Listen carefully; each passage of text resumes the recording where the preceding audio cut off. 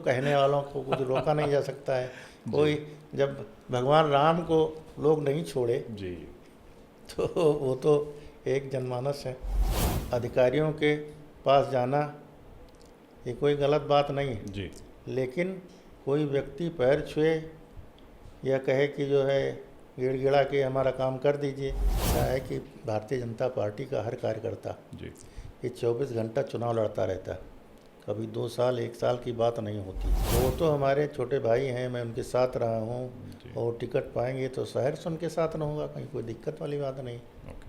ये तो पार्टी जिसको दे देगी उसके साथ हैं। नमस्कार, आप देख रहे हैं गोंडा पोस्ट और मैं हूं दीपक सिंह आपके साथ।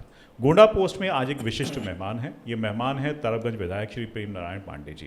प्रेम नारायण पांडे जी, बहुत बहुत स्वागत है आपका गोंडा पोस्ट पर। धन्यवाद भाई। हमने आपको आमंत्रित किया है हमारे इस नए स्टूडियो में, और आपने हमें मुबारकबाद शुभकामनाएं भी दी थी। अभी 1 लाख फॉलोअर्स गोंडा पोस्ट को हुए थे। उसके बाद ये दूसरा माइलस्टोन हमारे मीडिया हाउस की जीवन का है कि आज हम एक नया देवी पाटन मंडल का सबसे बेहतरीन और सबसे पहला इस लेवल का स्टूडियो स्थापित कर पाए हैं। विधायक जी, आपका जो जनप्रतिनिधियों का सहयोग या जनप्रतिनिधियों के साथ की एक यात्रा है जो मीडिया तंत्र कोई भी आगे लेकर चलता है, इस यात्रा, इस उपलब्धि के बारे में, खासतौर पे गोंडा पोस्ट के बारे में आप अपने विचार क्या रखेंगे? हम इससे पहले विचार व्यक्त कर चुके हैं कि गोंडा पोस्ट एक अच्छा काम कर रहा है, एकदम निष्पक्ष काम कर रहा है और धरातल की जो सामग्री है उसको उजागर कर रहा है। जी।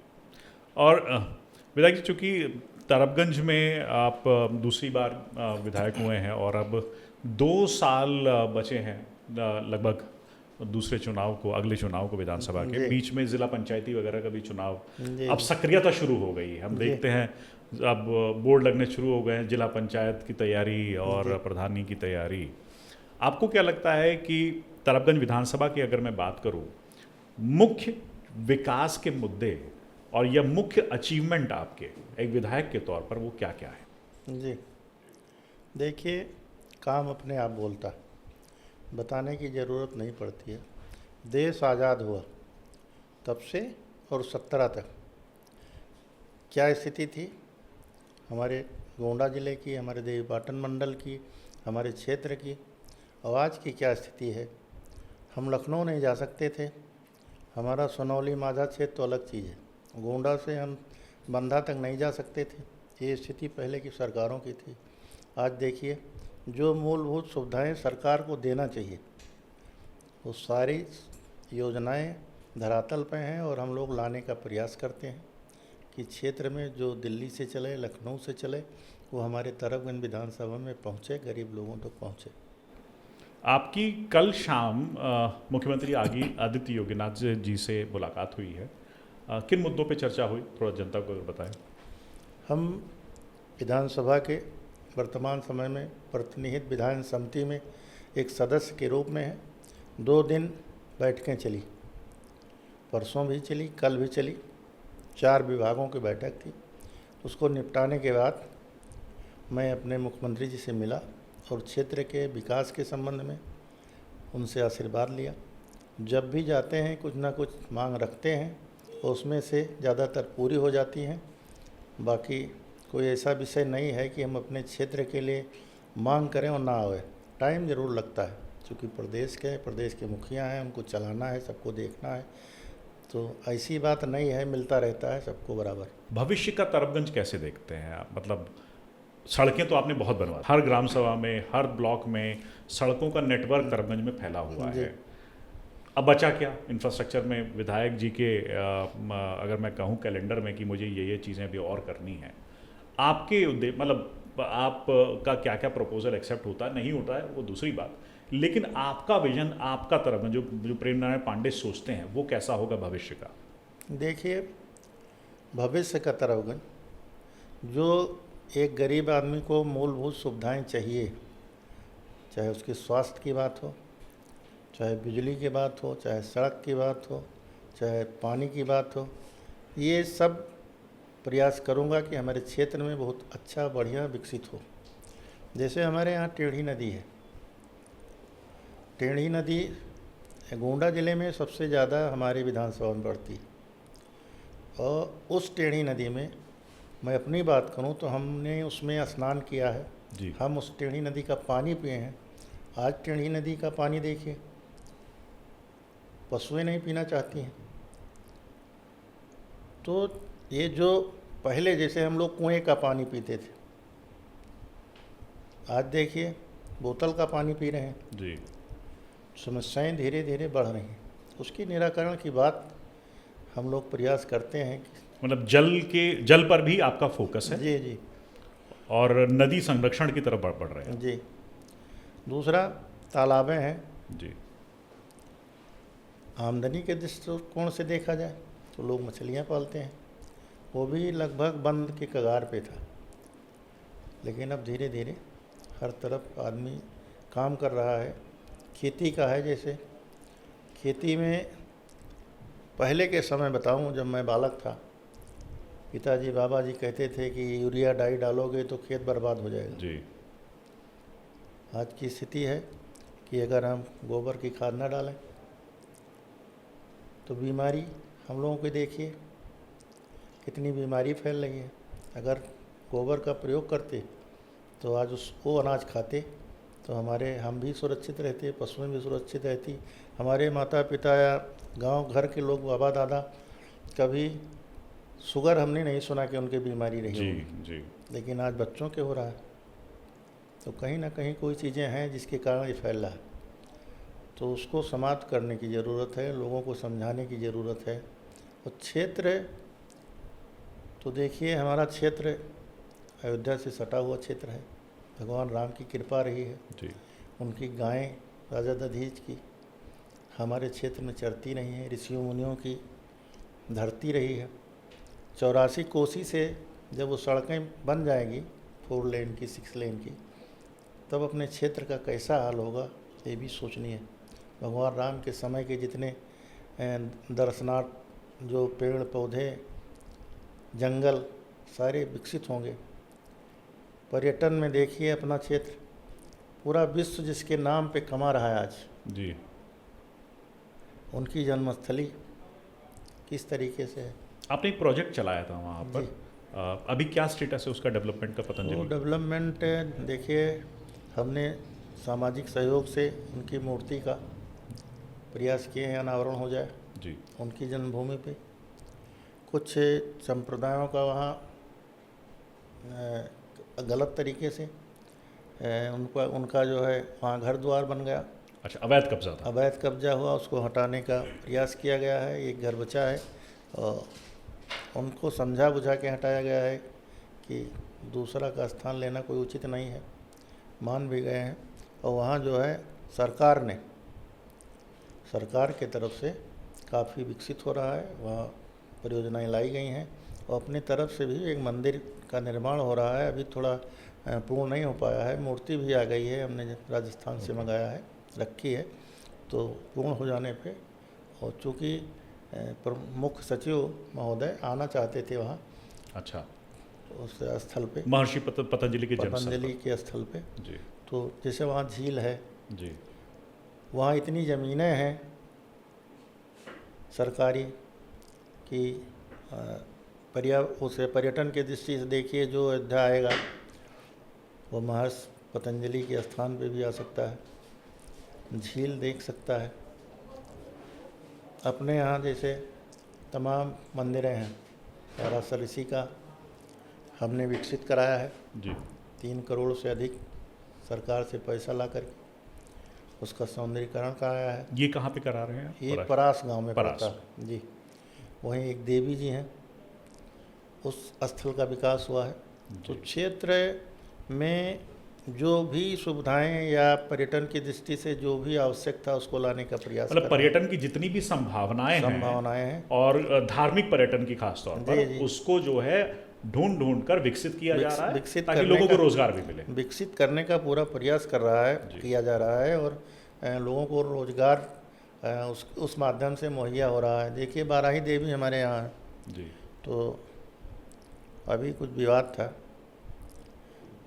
दुकानों को लेकर के, जी। जी। जी। क्योंकि नवरात्रि में लाखों की भीड़ होती है पर डे, तो उसका निराकरण कराया गया। लोगों को रोज़गार मिला, कोई टिकली बेचता है, कोई कुछ बेचता है, कोई चाट की दुकानें तो लगाता है, कोई कोई प्रसाद चाट की की, दुकानें जी, लगाता है। हर चीज़ें की दुकानें लगाता है, कोई फूल, कोई माला, कोई कुछ। जी। तो आदमी उस तरीके से कमा रहा। तो प्रयास किया जा रहा है क्षेत्र के विकास के लिए, गरीबों के कल्याण के लिए। तो सरकार भी हमारी जो है पंडित दीनदयाल के आदर्शों पे चल रही है। जी।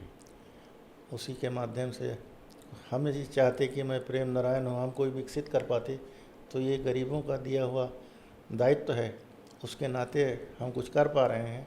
और सरकार हमारी इस तरीके से है, कल्याण की योजनाएं चला रही है, इस कारण विकसित हो रहा है। दूसरी सरकारें होती तो उन्हीं का पेट नहीं भर पाता। ये जो तमाम योजनाएं चल रही हैं, तमाम विकास के कार्य चल रहे हैं, आपको क्या लगता है तीसरी बार प्रेरणा पांडे फिर विधायक बनेंगे तरफगंज के? देखिए, हम ये नहीं जानते थे कि हम प्रधान भी होंगे गांव के, जी। या प्रमुख होंगे, या जिला पंचायत सदस्य होंगे। ये गरीबों का, प्रभु का आशीर्वाद है। तो हम सेवा करते रहेंगे, उनका आशीर्वाद जब तक मिलता रहेगा। नहीं तो हम वहाँ लखनऊ से, वो हमारा मकान जो है, जाते हैं रहते हैं, हम ताला बंद करके आते हैं। वो मेरा व्यक्तिगत नहीं है, जी। ये हमारे क्षेत्र की जनता का, उनके आशीर्वाद से हमको मिला। तो जब जाते हैं उनके बारे में रात दिन सोचा करते हैं, प्रयास करते हैं, सोने के लिए सिर्फ नहीं जाते। किस तरीके से योजनाएं हमारे क्षेत्र में आएँ, उसका लाभ हमारे गरीबों को मिले, उनकी उन्नत हो, इसीलिए इसी का प्रयास किया जा रहा है। तो अगला टिकट भाजपा का आप ही को मिलेगा तरफगंज से? हम नहीं कह सकते हैं, जी। ये पार्टी जाने। जी। पार्टी जिसको टिकट देगी उसके साथ मैं रहूँगा। मैं भाजपा से अलग न गया हूँ न जा रहा हूँ। अच्छा, अगर दूसरे किसी को भी देती है तब भी हम आप उसके साथ रहेंगे, साथ ईमानदारी से साथ रहेंगे। अच्छा, अपने लिए व्यक्तिगत रूप से क्या आप खुद को भविष्य में किसी मंत्रालय में मंत्री के तौर पर, या राजनीतिक महत्वाकांक्षा की आपकी बात करूं, और क्या है? देखिए, जब मैं कह चुका हूँ जी। कि मैं ये नहीं समझ रहा था कि मैं प्रधान हो पाऊँगा, जी। तो राजनैतिक महत्वाकांक्षा रखने वाले कुछ नहीं कर पाते। अगर हम सेवा करते रहेंगे, गरीब समझेंगे, तो देखिए तमाम लोग निर्दल जीत जाते हैं उनके आशीर्वाद से। जी। तो ये विषय उनका है। नहीं, आपके बहुत सारे चाहने वाले हैं। हम देखिए, हमें संतोष है, हम जिस पद पे हैं, भगवान ने या गरीब जनता ने जहाँ हमें बैठाया है, उससे आगे जाने का हमारी कोई इच्छा नहीं है। जी। हमको अपने प्रयास से कुछ नहीं मिला, जी। हमको सिर्फ गरीब जनता, देखिए, संघर्ष और निर्णय लेने की क्षमता, ये अगर आदमी में है, धैर्य आदमी रख सकता है तो कुछ भी कर सकता है। बहुत बड़ी बात। हमारे प्रधानमंत्री जी को देखिए, जी। अगर उनके अंदर निर्णय लेने की क्षमता ना होती तो आज देश कहाँ होता। जी। आज की स्थिति में बिल्कुल, जिन बातों को असंभव समझा जाता था, भाई चुनाव के समय में उन्होंने करेंसी जी। जी। बदल दी, जी। और ये नहीं सोचा कि हमारा चुनाव की धरती किस तरफ जाएगा। जी। कुछ लोग आरोप लगाते हैं कि अपनी व्यवस्था करके तब किया था। अब ये तो कहने वालों को कुछ रोका नहीं जा सकता है। कोई, जब भगवान राम को लोग नहीं छोड़े जी। तो वो तो एक जनमानस है, जी। जी। क्या कहा जाए। जी। अभी हमने एक इंटरव्यू लिया था ब्रिजभूषण शरण सिंह जी का। जी जी। उन्होंने एक बात बताई कि उनका कहना था कि आज के समय में उत्तर प्रदेश में विधायक माने जीरो, और कुछ विधायक इवन अपने कार्यों को कराने के लिए, अपने कार्यकर्ताओं की मंशाओं को पूरा करने के लिए अधिकारियों के सामने, जिलाधिकारी के सामने उनको नतमस्तक होना पड़ता है, निवेदन करना पड़ता है। एज अ विधायक, चूँकि आप 2 बार की, ये दूसरा टर्म है, और मुख्यमंत्री भी सेम थे, वो योगी आदित्यनाथ जी, तो लगभग पॉलिसीज़ भी सेम है और विचारधारा भी सेम है शासन प्रशासन की। आपको क्या लगता है कि इसमें कितनी सच्चाई है? देखिए, वो उनका विषय है जी। वो हमारे मान्य हैं, हम उस विषय में कोई कटाक्ष नहीं करना चाहते हैं। लेकिन कोई व्यक्ति रहा होगा, वो किसी जिलाधिकारी का पैर छुए, ये बात अलग है कि हम लोगों के अंदर संस्कार है भारतीय जनता पार्टी में, हमारे क्षेत्र का, हमारे समाज का, कहीं किसी ज़िले में वो अगर किसी पद पे है और हमसे बड़ा है तो हम उसका पैर छुएंगे, कोई मतलब नहीं है। अधिकारी के नाते तो अब हमें लगता है कि हर विधायक को अपने प्रोटोकॉल के बारे में जानकारी है, कि हमें क्या करना चाहिए। और जहाँ तक काम जी के लिए, जी तो काम के लिए, क्षेत्र के विकास के लिए अधिकारियों के पास जाना ये कोई गलत बात नहीं है, जी लेकिन कोई व्यक्ति पैर छुए या कहे कि जो है गिड़गिड़ा के हमारा काम कर दीजिए, ये तो गरीब जनता का काम है। जी। हम लोग लड़ते भिड़ते रहते हैं, निवेदन भी करते हैं आदरणीय मुख्यमंत्री जी से। अब हर काम के लिए उनसे झगड़ा थोड़े करेंगे। जी जी और हमारे मुख्यमंत्री जी, पहले मुख्यमंत्री तो बाद में हैं, पहले तो संत हैं, जी पीठाधीश्वर है। जी और उनकी कोई जात नहीं होती है, हर व्यक्ति पैर छूता है, पद के नाते नहीं छूता है। पहले तो लोग जाते थे, अब खिचड़ी के दिन पता नहीं कितना कुंटल खिचड़ी आ जाती है, जी लोग दे जाते हैं। संतों के पास लोग जाते हैं, 2 रुपया 5 रुपया जस जिसकी आस्था होती है दे के पैर छूता है। एक विधायक के ये तौर तो पर संस्कार की बात जी, जी, है। बिल्कुल, विधायक बिल्कुल। के तौर पे नहीं, आपको क्या लगता है, आपका अनुभव क्या है?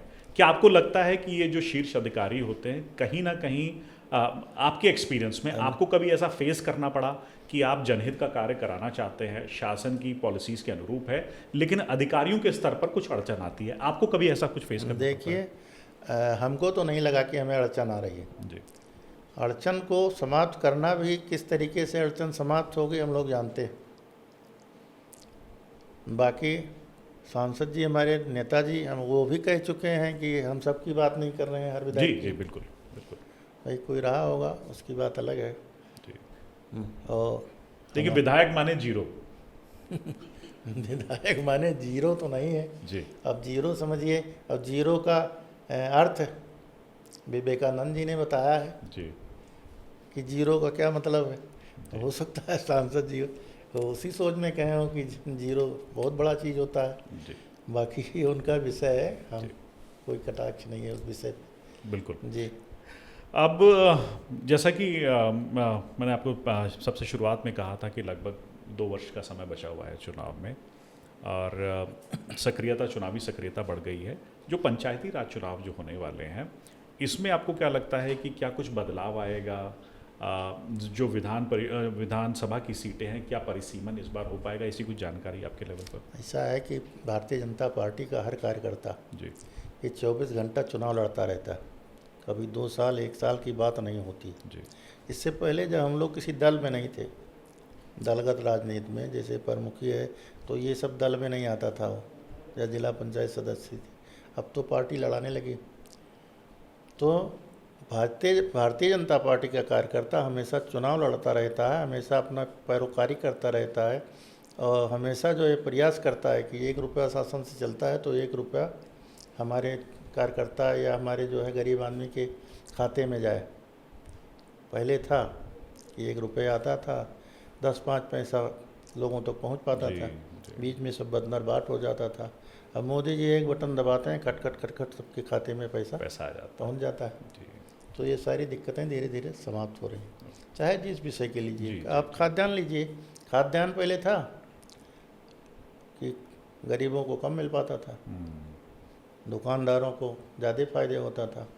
धीरे धीरे सब समापन की स्थिति में है, लोगों को बांटना पड़ता है, देना पड़ता है। लेकिन अभी भी कुछ लोग शिकायत करते हैं कि 1 किलो काट देते हैं कोटेदार। बहुत शिकायतें होती है इस चीज़ जी। की।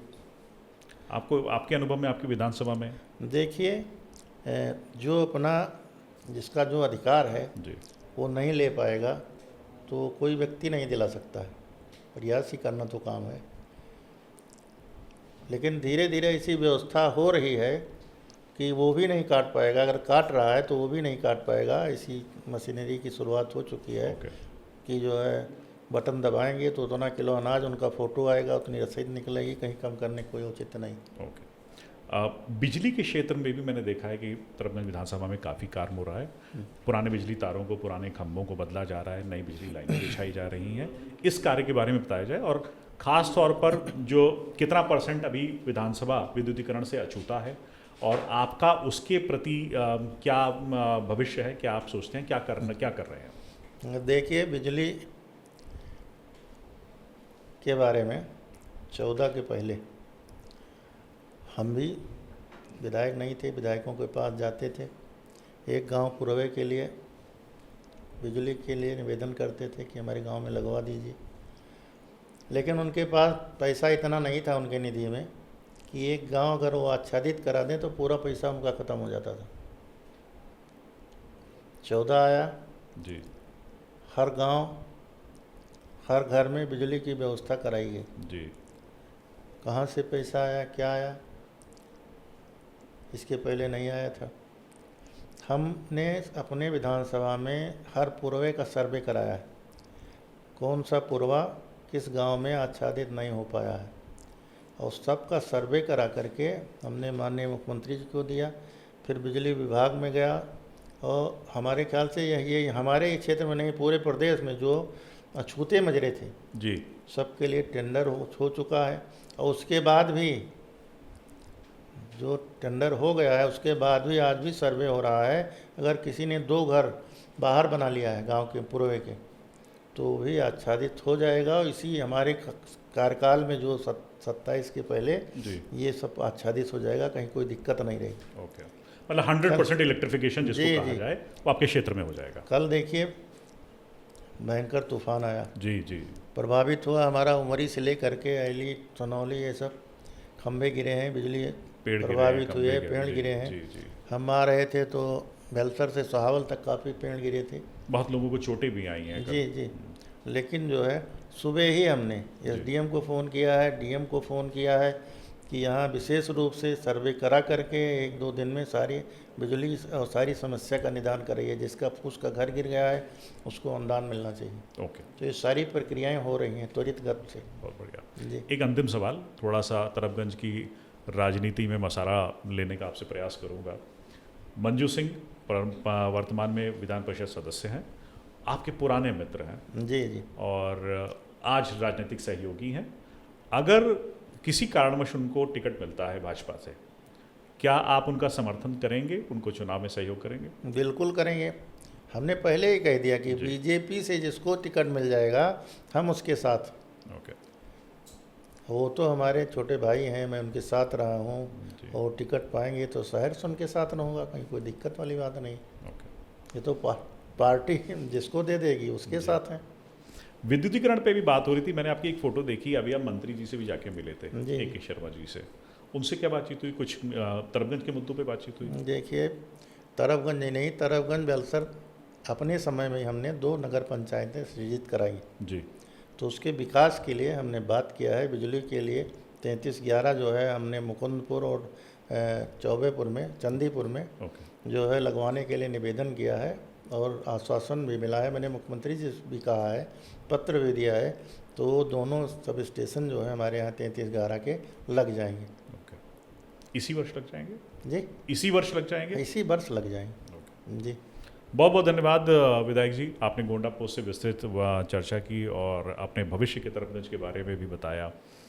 राजनीतिक रूप से आपने बिल्कुल स्पष्ट कर दिया कि अगर किसी और को चांस दिया जाता है आपके अलावा तो आप पूर्ण पार्टी का सहयोग करेंगे, वरना आप स्वयं भी मुस्तैद हैं और अगले चुनाव में अपने कर्म क्षेत्र के ज़रिए, अपने कर्मों के ज़रिए, अपने पिछले 7 साल में, पिछले 7-8 सालों में जितना भी आपने मेहनत की है, विकास के जो कार्य किए हैं, अपनी उपलब्धियों को लेकर आप जनता के बीच जाएंगे और भारतीय जनता पार्टी के लिए कोशिश करेंगे कि एक बार फिर से भगवा पताका तरफगंज विधानसभा में लगे। बहुत बहुत धन्यवाद गोंडा पोस्ट से बातचीत। धन्यवाद भाई साहब।